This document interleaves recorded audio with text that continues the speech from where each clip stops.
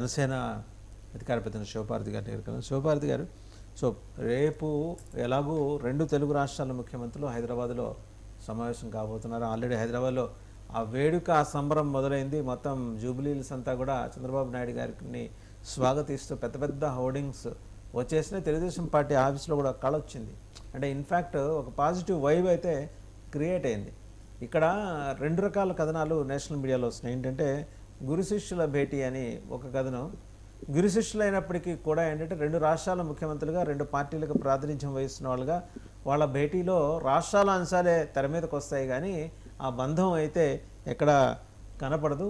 ఇద్దరు కూడా ష్యూర్డ్ పొలిటీషియన్సే కాబట్టి వారి వారి రాష్ట్రాల ప్రయోజనాల విషయంలో ఎక్కడ వెనక్కి తగ్గేది ఉండదు. దేశం మొత్తం ఆసక్తిగా చూస్తోంది. జనసేన ఎలా చూస్తోందండి? అలయన్స్ పార్ట్నర్ ముందుగా మీకు ప్యానెల్లో ఉన్న పెద్దలకి డివి శ్రీనివాస్ గారికి, ప్రేమ్ కుమార్ గారికి, అలాగే తెలుగుదేశం సోదరుడికి, అలాగే ఆవిడ సుజాత గారికి అందరికి గుడ్ మార్నింగ్ అండి. అలాగే 99 వీక్షకు కూడా గుడ్ మార్నింగ్.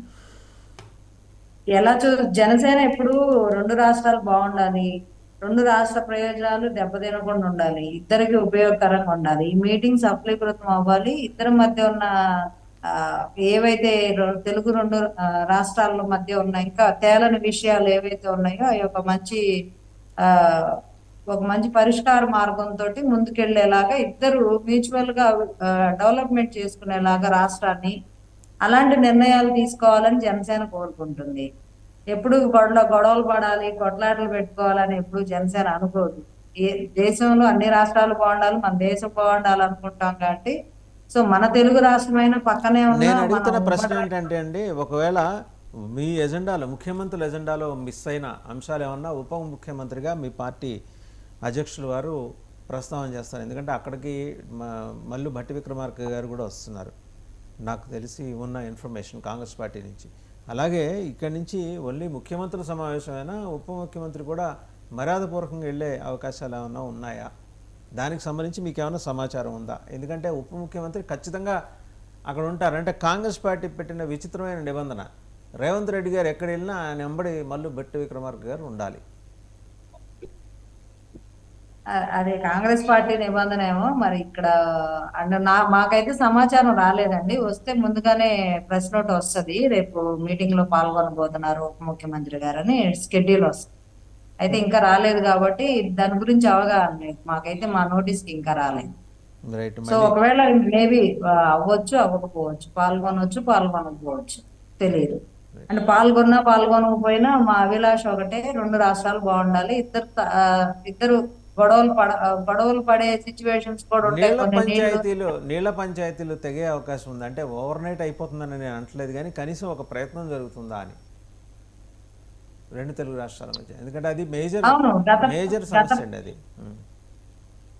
గతంలో కూడా కేసీఆర్ జగన్మోహన్ రెడ్డి గారు భేటీ అయ్యారు, భోజనం చేసి వచ్చారు. ఆయన ఏదో పలావ్ పెట్టారు, ఈయన ఏదో ఒక మంచి బొకే ఇచ్చి శాల్వాలు కప్పుకొని ఇద్దరు ఆలింగనం చేసుకొని ఒకళ్ళొకళ్ళు కూర్చొని యోగక్షేమాలు మాట్లాడుకొని వచ్చారు. మరి రాష్ట్ర ప్రయోజనాలు మాట్లాడారో లేదు, ఇంట్లో మాట్లాడారంటే నమ్మశక్యం కాదు. ఇంట్లో కలవడం తప్పితే ఏ రోజు పార్టీ ఆఫీస్ లోనో లేకపోతే ఒక మీటింగ్ హాల్లోనో అందరి సమక్షంలోనో కూర్చొని ఒక చర్చించిన పాపాన నేను ఎప్పుడు ఈ గత 5 ఏళ్లలో ఎప్పుడు చూడలేదు.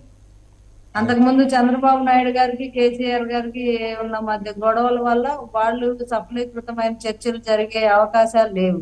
చర్చలు జరిగే అవకాశాలే లేవు. ఇంకా సఫలీకృతం అవుతాయా విఫలం అవుతాయా తర్వాత సంగతి.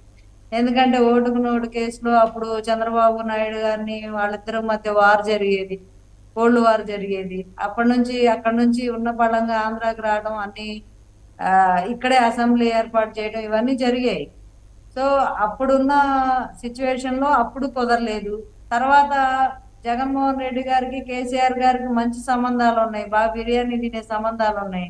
అయినా కూడా ఏవో రాష్ట్ర ప్రయోజనాల కోసం ఆయన మాట్లాడినట్టు ఇలాంటి చర్చలు పెట్టినట్టు మేమేమి చూడలేకపోయాం.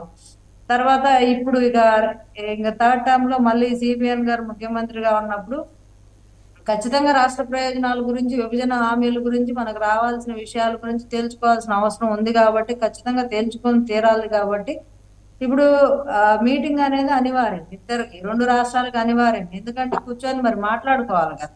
విభజన హామీలో మనకు రావాల్సిన నిధులు చాలా ఉన్నాయి తెలంగాణ రాష్ట్రం నుంచి. వాళ్ళు మాకు రావాలంటున్నారు, మనం మనకు రావాలంటున్నారు.